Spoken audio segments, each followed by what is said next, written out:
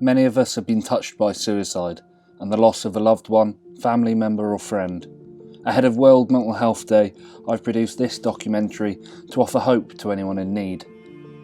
I've been on a journey across England and Wales to meet people who have been bereaved by suicide, and the people you're about to meet have taken it upon themselves and their communities to come up with innovative ways for people to access support that everybody is deserving of.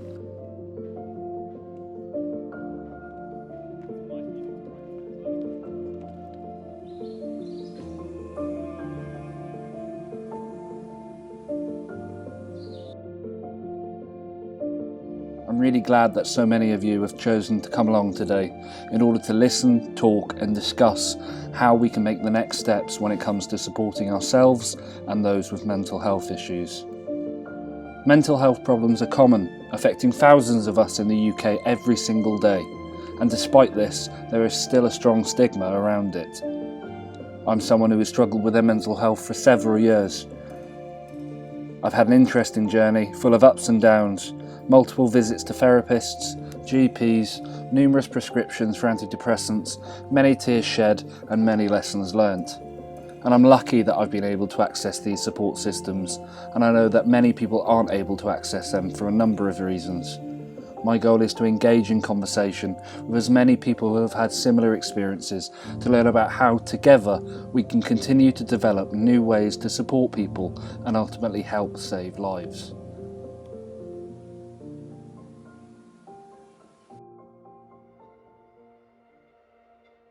Probably wasn't an idea as such. It was more of a need, certainly from a personal perspective. I'd gone through some really difficult times in terms of bereavement. I'd lost my dad approximately sort of 3 months or so before I had this idea or this thought of what we were going to do. And it really was born out of the fact that I couldn't access counselling quickly enough, I felt, for myself in terms of dealing with the grief that I was feeling.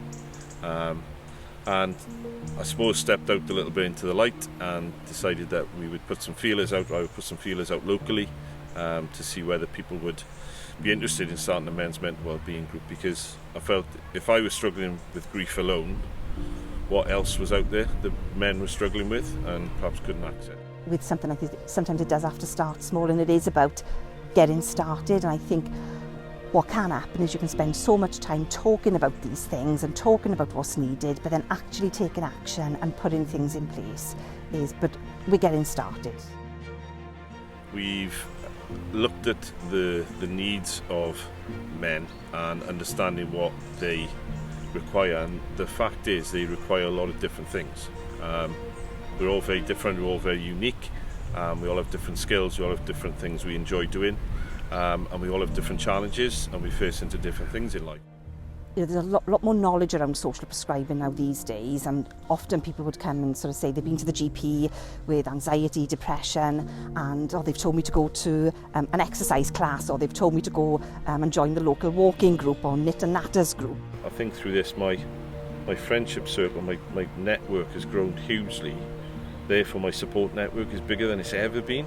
So I know that if I am having some trouble, I can speak to somebody and I won't get judged. If you are part of a supportive community where you're able to have open and honest conversations, and then you're far more likely to reach out if you're having a tough time than what you are if you're isolated at home. So although it's a men's mental wellbeing group, if we're helping a man's mental well-being, then that is going to be helping potentially the person they spend most time with. So that could be their partner, their wife, their friends, their children, their work colleagues. So it is about having a professional that they can sit down with and have a really sort of open and honest conversation around and explore what is it that matters to you, what is it that is going on for you, and exploring, okay, so what's going to be the right thing for you.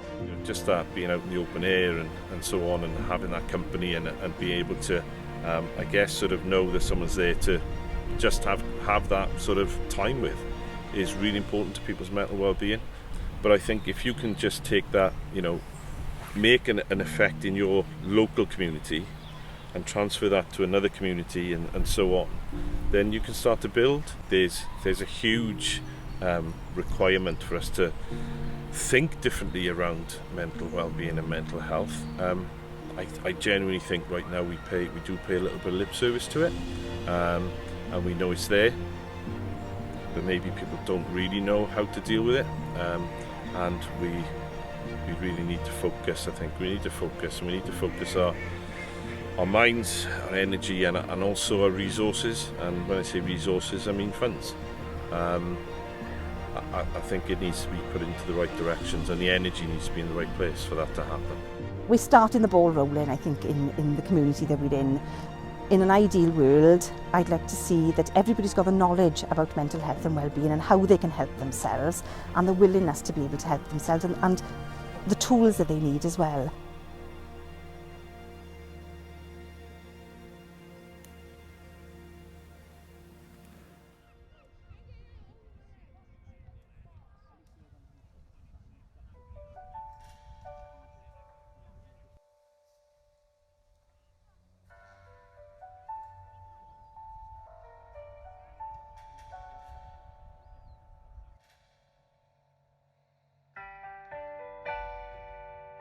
Jack Lewis, you can't take him anywhere, but you can't go anywhere without him. He was one of those characters that everybody loved. And it is a bittersweet pill because it's always in your face. You know? If it was the Mental Awareness Foundation, if it was anything else, I don't think that the community would have got behind it so much, because everybody knew him, you know. Well, when I initially set up the Jack Lewis Foundation, I thought every community needs some well-being and mental health support, but I didn't realise that the need would be so great as what we did it when it was initially set up. I think it's meant a lot with the football club. I mean, Jack himself was a player, I believe, and you know it's very tight-knit community. It's here. I mean, the place where our wellbeing centre is right next to a football pitch. By being part of the football team here, as the youth come through, they see the importance of it. They can see the adults accessing it. They can see their peer group accessing it. So as time goes by, hopefully it'll take away the stigma attached to mental health. It's massive for the town. I think, well, as you're aware of the figures, you've seen the statistics, there's nigh on 500 people now that's used the foundation. And that's been a range from sort of anxiety, depression, all the way through to suicide prevention. It's amazing that the demand is there, but more importantly is the community is there for the foundation as well, because they know that the need for it is there. It's quite confusing. People don't really fully understand what's happening to them, but then to have that person there then who can talk about it and empathise with them then, what they're feeling, and also give a bit of psychoeducation then on that. I think it's invaluable then. When the Jack Lewis Foundation began, we started seeing clients. We were struggling for space, and then almost overnight the community came together and volunteered time and materials to build the centre as it is. And I think that also the way that it's come together could be used as a blueprint for other communities within the country.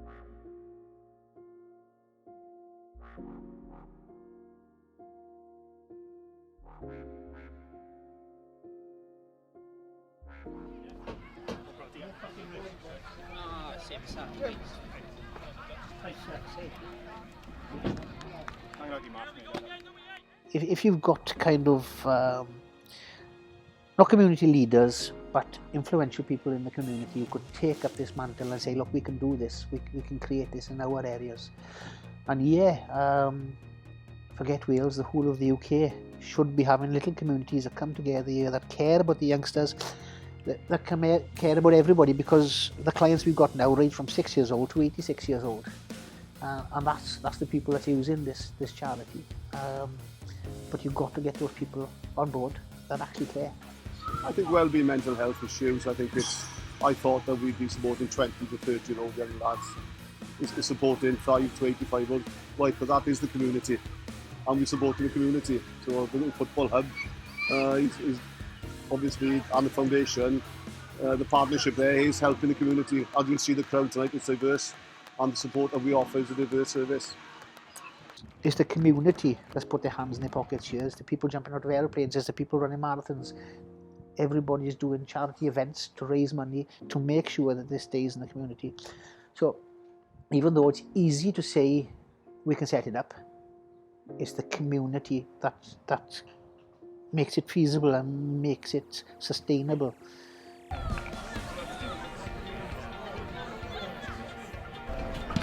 Jack was a player of the club and a supporter of the club.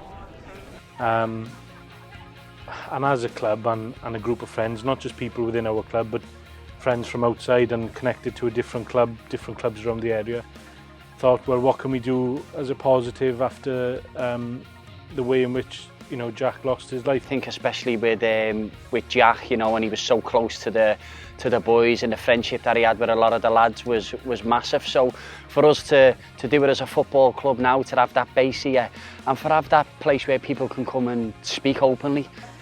If anyone locally is struggling and needs some help, that is always there, you know, for them to come forward and talk to. And like I say, I know it means a lot to the town and the football club. So anyone out there who's struggling, you know, please don't be shy to come forward and speak.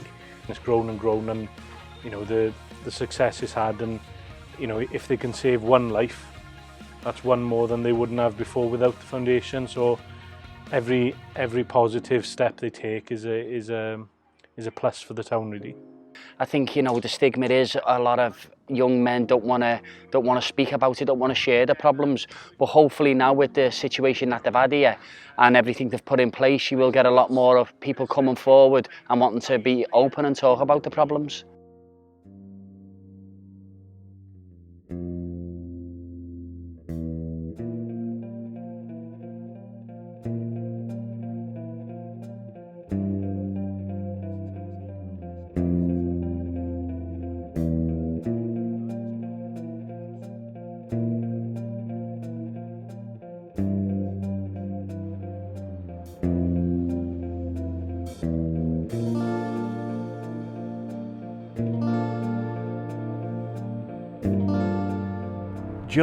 George was full of life. From being a baby, yeah, he wanted to walk before he could even crawl. And I remember having one of these walkers. So you would sit George in the walker, and he would stride across on the wheels, yeah. So you know, very, very headstrong. Lots of people say he's the spitting image of me. He was just so fun loving. He had such a circle of influence of friends throughout the world, and whatever he turned his mind to, he would get done. George's death has had a massive effect on myself, Carol, and lots of people who've known him. And I've used this word, the ripple effect. And so while George's death is tragic, and the pain and the anguish and everything that we're going through is brutal, I want to do something to make sure that, one, we keep George's memory alive, but two, we try and save as many people as possible by talking, talking to young men, to young ladies, whoever, that, nothing on this earth can be as bad as taking your own life. Every issue, every challenge can be talked about and put into the concept that it can be worked through. So I'll never know who or how many people we will actually save, but if I don't do anything, then George's death, as tragic as it is, has been such a waste. You've wanted to see Adrian and his wife Carol and see the state they're in, and I don't even want to think about that because I've got children of myself, if you like. But Adrian is one lovely man, basically, and they don't deserve this, do they, in any way, shape or form. After the football match, Paul came and said, we've come up with this idea and we need your permission to do it. And he said, I've been trying to work around how we can get George's name incorporated in the acronym for a club.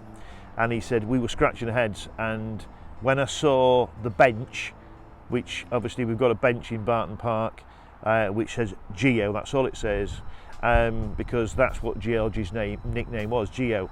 He spoke to a friend and he said, it's easy, get emotions out. So that's what GEO stands for, Get Emotions Out.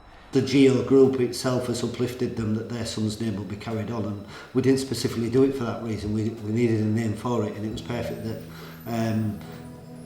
Adrian was around working with us at the time, and we sort of gifted that as a present from us to keep his son's name going. But Adrian is going to be part of this group. That's the good thing. Adrian's a mentor in this group, so I'm sure him helping others will help him. It's based on the fact that young veterans and young serving personnel in the forces, it's that stigma of being able to talk.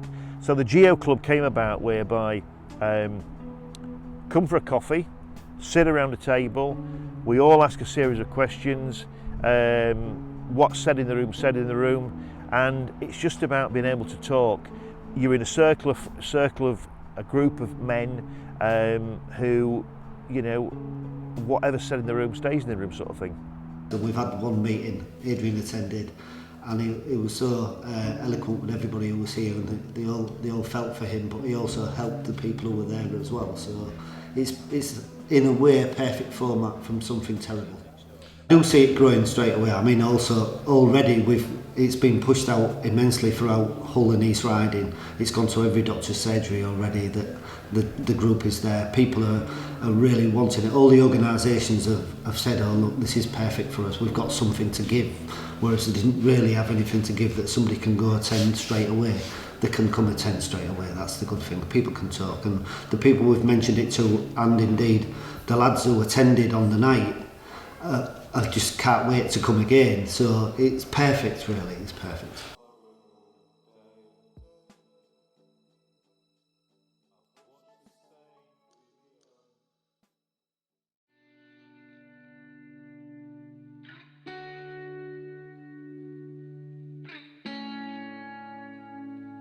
Today is dedicated to the memory of two former servicemen who served their country, who sadly are no longer with us, George Ellis and Damon Aiken.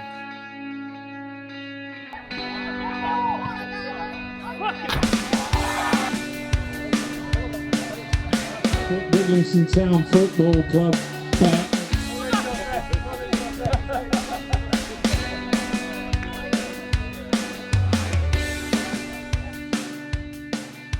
George and Damon both served in the Yorkshire Regiment. They were best friends. Damon took his life in Australia, and George obviously he felt a lot for his friend, obviously, and it's probably played on his mind. And unfortunately, later George has done the same, which is absolutely terrible. We all need to talk. We all need to come out there and do that massive thing of actually owning up and saying, yeah, I am struggling. If any two men take their life, it's just a crying shame. It's a crime. It's a horrible thing for the families. It's a horrible thing for them. You know, the thought that was their only option is, yeah, it's harrowing. Absolutely harrowing. If only we could have saved them two lads, but hopefully with this event and other events and us talking and more, we can save some people's lives.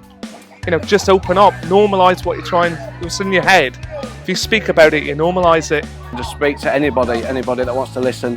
Just could be anyone, a random, a friend, a best friend. Like I say, the Samaritans will listen. People hide these things and you never quite know what's going in somebody's head. One minute you're smiling and the next you're in a dark place. So it's just a case, I think, of keeping in touch with people. And by normalising it, you realise you're not alone. I think a lot of it is to do with people just feel isolated. Mental health wants to isolate you and wants to make you feel like you're the only person feeling like that.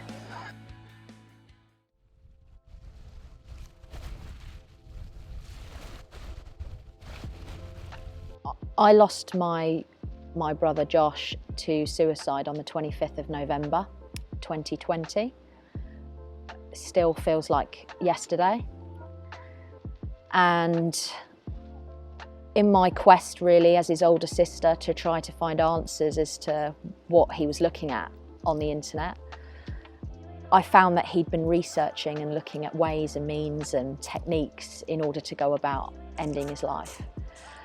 And it was when I conducted the same searches as my brother in order to try to get in his headspace that I realised that there's just no intervention. There's nothing there to disrupt that person's thinking and to encourage them to get mental health support on these search engines. And so, like many people who have lost somebody to suicide, I just had this overwhelming need and desire to make a change and try to turn this, I can only describe it as earth-shattering experience, into a positive for other people. I've utilised my skill set in IT and cybersecurity in order to build a piece of technology which has and will continue to save lots of people who are searching for harmful content on the internet. It isn't just the Samaritans that exist from a mental health perspective. There are so many other platforms that people can get help in different ways. If you don't like talking over the phone, there's a web chat facility from Calm. If you don't like typing on a web chat, there's a text facility from Shout.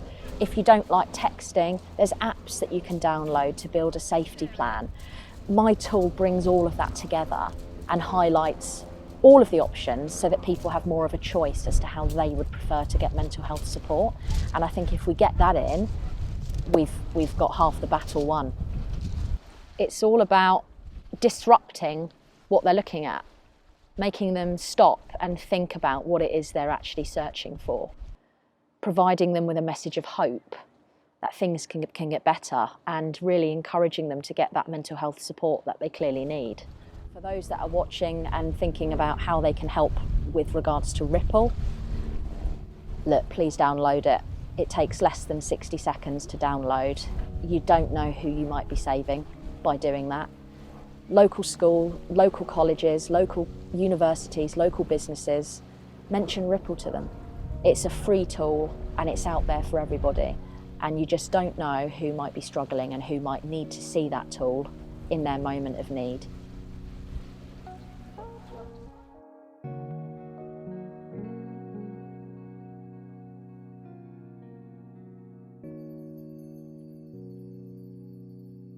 I lost my sister to suicide 10 years ago now, and since then I've always wanted to do something sort of in memory of my sister, to sort of honour her, but also to help raise awareness so that other people don't have to lose people like we lost my sister.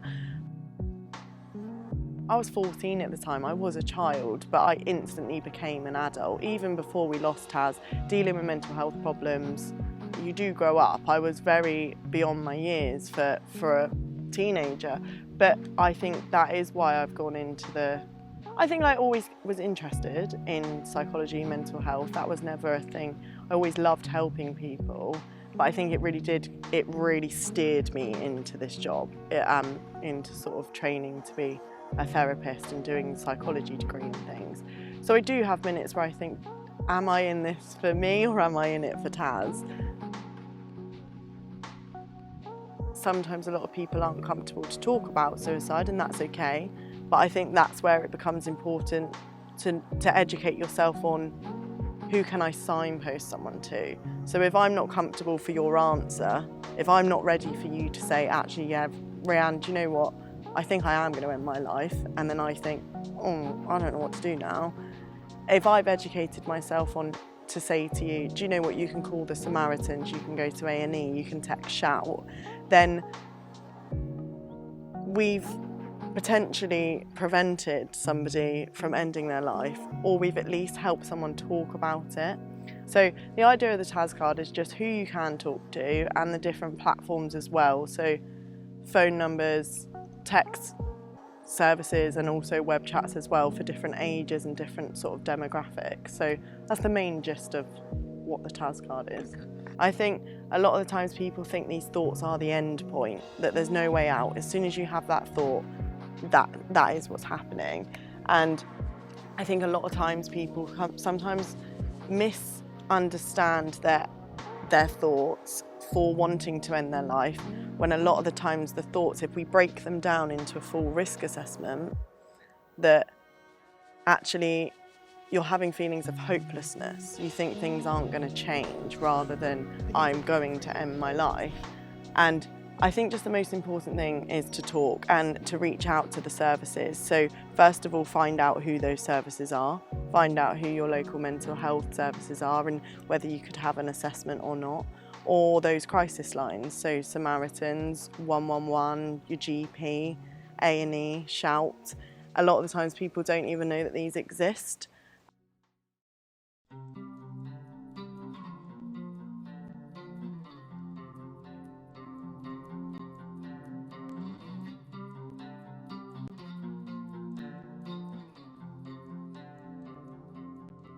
Here we are, red and die, hiding places and we get on fine. At the back of my brain is where it all comes back round to play. Through the hours. Just as ripples spread out when a single pebble is dropped into water, the actions of individuals can have far-reaching effects.